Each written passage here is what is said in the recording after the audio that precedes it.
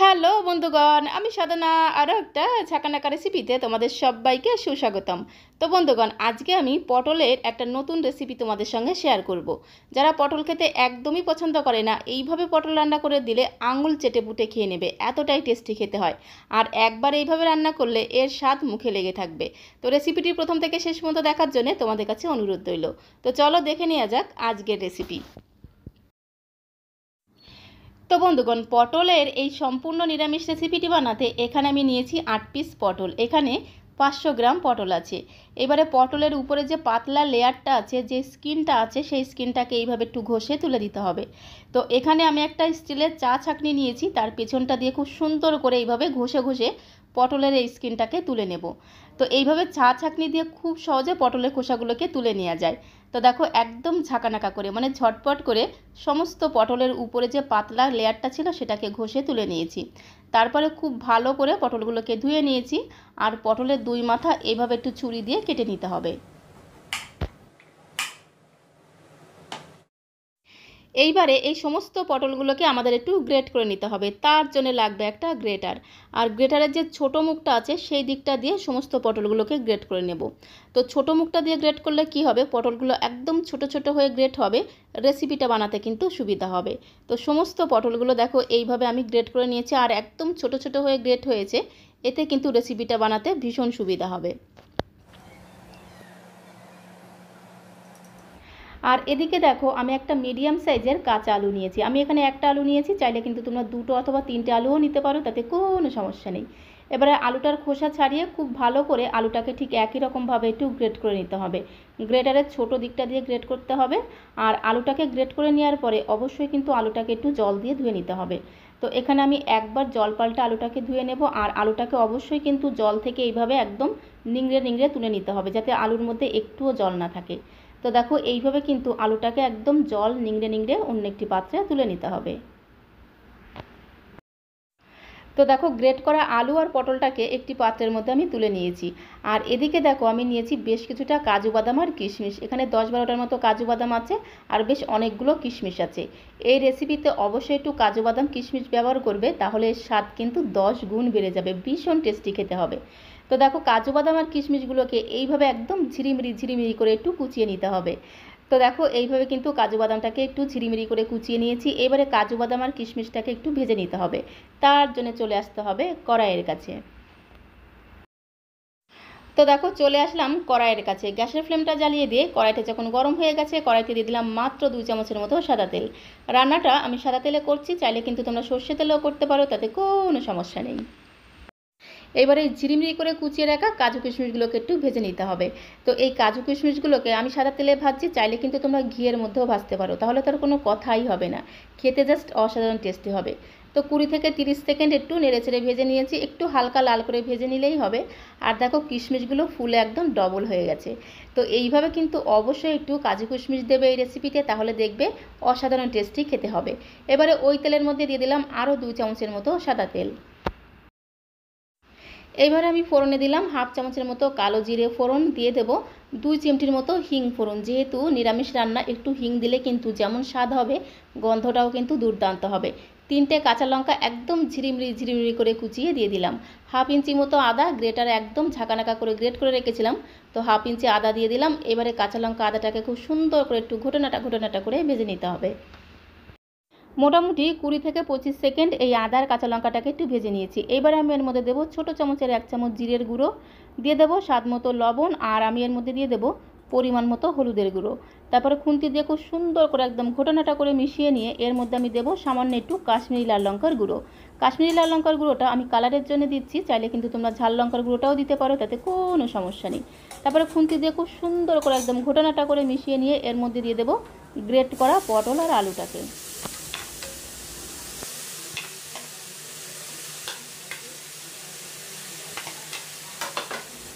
তো দেখো সমস্ত গ্রেট করা পটল আর আলুটাকে একদম ঝাঁকানাকা করে মানে ঝটপট করে কড়াইতে দিয়ে দিলাম। এইবারে গ্যাসের ফ্লেম মিডিয়াম টু হাইতে রেখে এই গ্রেট করা আলু আর পটলটাকে মোটামুটি 2 থেকে 3 মিনিট সময় ধরে একটু ভেজে নিতে হবে। খুব বেশি সময় ধরে ভাজার একদমই প্রয়োজন নেই, মাত্র 2 থেকে 3 মিনিট কন্টিনিউ এইভাবে একটু নেড়েচেড়ে ভাজতে ভাজতেই দেখবে যে আলু আর পটলটা বেশ নরম হয়ে গেছে। এই সময় আমি এর মধ্যে দিয়ে দেবো স্বাদ মতো একটু চিনি, যেহেতু নিরামিষ রান্না একটু চিনি দিলে কিন্তু এর স্বাদটা দ্বিগুণ বেড়ে যাবে। চিনিটাকে দিয়ে আবারও সমস্ত কিছুর সঙ্গে খুব সুন্দর করে একদম ঘটনাটা করে একটু মিশিয়ে নেব। খুব ভালো করে মেশানো হয়ে গেছে, এবার এটাকে একটি পাত্রে নামিয়ে নেব।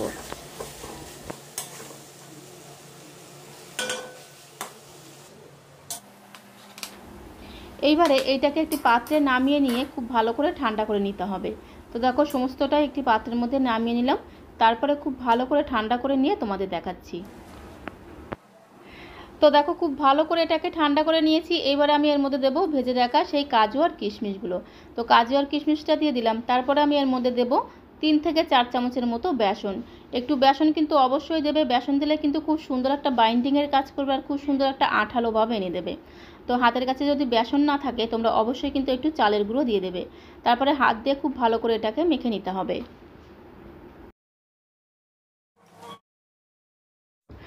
তো বন্ধুগণ এটাকে আমি হাত দিয়ে খুব ভালো করে মেখে নিচ্ছি, চাইলে কিন্তু তোমরা চামচ দিয়েও মেখে নিতে পারো, তবে আমার মনে হয় হাত দিয়ে মাখলে ব্যাপারটা আরও বেশি ভালো হবে। তো মাখতে মাখতে মনে হলো যে আরও একটু বেসন দিতে হবে, তো আরও 1 চামচের মতো আমি এর মধ্যে বেসন দিয়ে দিলাম। টোটাল এখানে আমি 5 চামচের মতো বেসন ব্যবহার করেছি। তোমরা যদি বেসন দিতে না চাও অবশ্যই কিন্তু 4 থেকে 5 চামচের মতো চালের গুঁড়ো দিয়ে দেবে। তারপরে খুব ভালো করে হাত দিয়ে মেখে নেবে। এবারে এখান থেকে অল্প অল্প করে মিশ্রণ নিয়ে এইভাবে গোল গোল বলের মতো তৈরি করে নিতে হবে।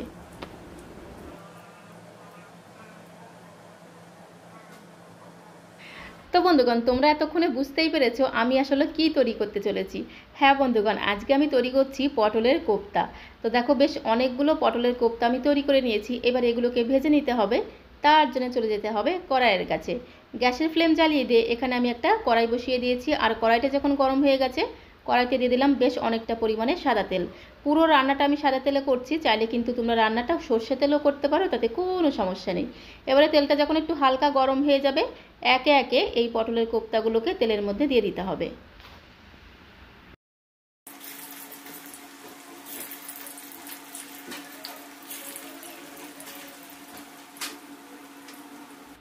তো দেখো কড়াইতে আমি প্রথমে 7 পিসের মতো কোপ্তা দিয়ে দিয়েছি। এবারে গ্যাসের ফ্লেম লো টু মিডিয়ামে রেখে এই কোপ্তাগুলোকে এপিট ওপিট উল্টে পাল্টে লাল লাল করে ভেজে নিতে হবে।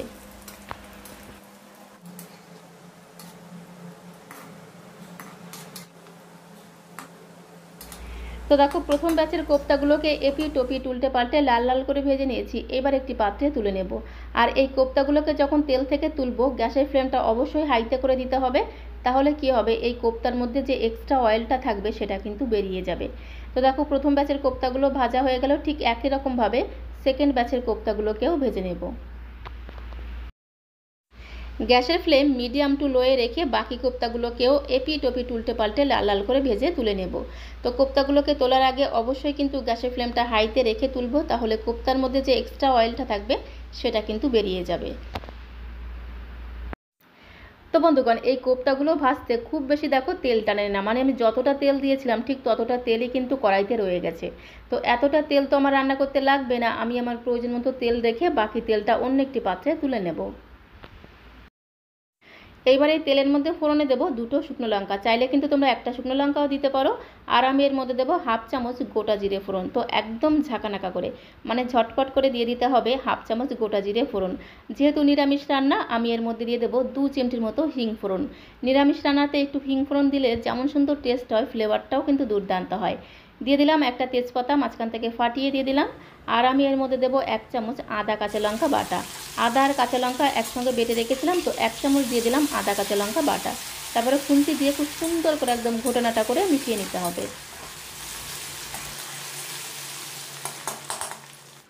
খুব ভালো করে মেশানো হয়ে গেলে এর মধ্যে আমি দেবো টমেটো কুচি। একটা বড় সাইজের টমেটোকে এইভাবে একদম ছোট্ট ছোট টুকরো করে কেটে রেখেছিলাম, তো টমেটো কুচি দিয়ে দিলাম। এবারে এর মধ্যে আমি দিয়ে দেবো স্বাদ মতো লবণ। তো টমেটোর মধ্যে যদি একটু লবণ দিয়ে টমেটোটাকে ভাজা যায় তাহলে দেখবে টমেটোটা খুব তাড়াতাড়ি নরম হয়ে যাবে আর তাড়াতাড়ি ভাজাও হয়ে যাবে। তো স্বাদ মতো লবণ দিয়ে দিলাম। এবার টমেটোটাকে মোটামুটি মিনিট খানেক একটু ভেজে নেব। যখন টমেটোর কাঁচা গন্ধ চলে যাবে তখন এর মধ্যে আমরা কিছু গুঁড়ো মশলা অ্যাড করে দেবো।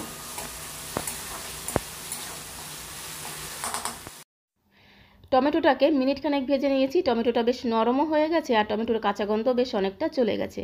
এই সময় আমি এর মধ্যে দিয়ে দিলাম পরিমাণ মতো হলুদের গুঁড়ো, দিয়ে দেবো 1 চামচের 3 ভাগের 1 ভাগ জিরের গুঁড়ো, আর আমি এর মধ্যে দেবো হাফ চামচ ধনে গুঁড়ো। ধনে গুঁড়োটা একটু বেশি করে দিতে হবে, তাহলে ফ্লেভারটা দারুণ হবে। আর কালারের জন্য দিয়ে দিচ্ছি হাফ চামচ কাশ্মীরি লাল লঙ্কার গুঁড়ো। চাইলে কিন্তু তোমরা ঝাল লঙ্কার গুঁড়োটাও দিতে পারো, তাতে কোনো সমস্যা নেই। এবারে খুন্তি দিয়ে খুব সুন্দর করে নেড়ে ছেড়ে এই মশলাটাকে মোটামুটি 2 মিনিট খুব ভালো করে একটু কষিয়ে নিতে হবে। গ্যাসের ফ্লেম একদম মিডিয়াম টু লোয়ে রেখে মশলাটাকে খুব ভালো করে একটু কষিয়ে নেব। তো দেখো মিনিট 2 সময় ধরে মশলাটাকে খুব ভালো করে কষিয়ে নিয়েছি, আর মশলা থেকে দেখো কত সুন্দর তেল ছাড়তে শুরু করেছে। এই সময় আমি এর মধ্যে দিয়ে দিলাম স্বাদ মতো চিনি। যেহেতু নিরামিষ রান্না, একটু চিনি দিলে কিন্তু এই ঝোলের টেস্টটা দ্বিগুণ বেড়ে যাবে। তো চিনিটাকে দিয়ে আবারও খুব ভালো করে একটু নেড়েচেড়ে মিশিয়ে নিলাম। মশলাটা খুব ভালোভাবে কষানো হয়ে গেছে। এইবার এর মধ্যে দিয়ে দিতে হবে পরিমাণ মতো জল। অবশ্যই কিন্তু উষ্ণ গরম জল দেওয়ার চেষ্টা করবে, তাহলে দেখবে এই ঝোলটা খেতে দারুণ টেস্টি হবে। তো পরিমাণ মতো জল দিয়ে খুব সুন্দর করে একটু নেড়েচেড়ে মিশিয়ে নিলাম। এইবার আমি ঝোলের মধ্যে দিয়ে দিলাম 2টো চেরা কাঁচা লঙ্কা, আর চেষ্টা করবে একটু ঝোলের পরিমাণটা বেশি দিতে, কারণ কোপ্তাগুলো যখন দেবে না ঝোলটা দেখবে অনেকটাই টেনে যাবে। এবারে দেখো ঢাকনা বন্ধ করে এই ঝোলটাকে 2 থেকে 3 মিনিট সময় ধরে খুব ভালো করে একটু ফুটিয়ে নিতে হবে। কোপ্তাগুলো ঝোলের মধ্যে দেওয়ার পরে কিন্তু ঝোলটাকে বেশি সময় ফোটানো যাবে না, তাহলে কোপ্তাগুলো নরম হয়ে যাবে, ভেঙে যেতে পারে। তো মোটামুটি 3 মিনিট সময় ধরে ঝোলটাকে খুব ভালো করে ফুটিয়ে নিয়েছি। তারপরে খুব সুন্দর করে খুন্তি দিয়ে একটু নেড়ে চেড়ে মিশিয়ে নিয়ে এবারে একে একে সমস্ত কোপ্তাগুলো ঝোলের মধ্যে দিয়ে দেবো।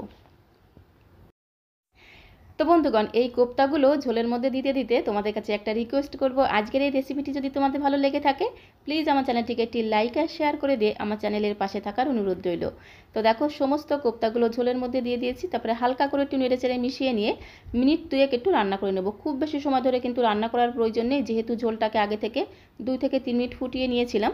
আর এই কোপ্তা দেওয়ার পরে খুব বেশি সময় ধরে রান্না করলে কোপ্তাগুলো বেশি নরম হয়ে যেতে পারে, ভেঙে যেতে পারে। তো এখন আমি তোমাদের 2 মিনিট পরে দেখাচ্ছি। ঝোলটা কিন্তু একদমই রান্না করা হয়ে গেছে। খুন্তি দিয়ে হালকা করে একটু নেড়েচেড়ে মিশিয়ে নিয়ে এর মধ্যে আমি দেবো একটু কাসুরি মেথি। বেশ কিছুটা কাসুরি মেথি কড়াইতে আমি একটু হালকা ড্রাই রোস্ট করে রেখেছিলাম। তো এই কাসুরি মেথিটাকে এবার 2 হাতের তালুতে রেখে একটু ঝাঁকানাকা করে ঘষে দিতে হবে। এতে যেমন সুন্দর টেস্ট হবে, ফ্লেভারটাও কিন্তু দুর্দান্ত হবে। আর আমি এর মধ্যে দিয়ে দেবো সামান্য একটু গরম মশলার গুঁড়ো। তারপরে আমি এর মধ্যে দিয়ে দেবো ঘি। তো এখানে প্রায় 1.5 চামচের মতো ঘি আছে। ঘিটা দেখো জমাট বাঁধা আছে। প্রায় 1.5 চামচের মতো ঘি দিয়ে দিলাম। তারপর হালকা করে একটু নেড়েচেড়ে মিশিয়ে নিলেই তৈরি হয়ে যাবে দুর্দান্ত স্বাদের পটলের কোপ্তা কারি। এইবারে এই ঝোলটাকে একটি পাত্রে আমি সার্ভ করে দেব। তো বন্ধুগণ, এইভাবে একবার পটল রান্না করলে এর স্বাদ কিন্তু মুখে লেগে থাকবে, দুর্দান্ত টেস্ট হয়। তো আমার চ্যানেলে যদি কোনো নতুন বন্ধু এসে থাকো প্লিজ আমার চ্যানেলটিকে লাইক করে রেখো, আর পাশে থাকা বেল বাটনটি অবশ্যই প্রেস করে রেখো, যাতে যখন এরকম সুন্দর সুন্দর ভিডিও আপলোড করবো সঙ্গে সঙ্গে নোটিফিকেশন আগে তোমার কাছে পৌঁছে যায়। তো আজকের মতো এই পর্যন্ত, সবাইকে অসংখ্য ধন্যবাদ।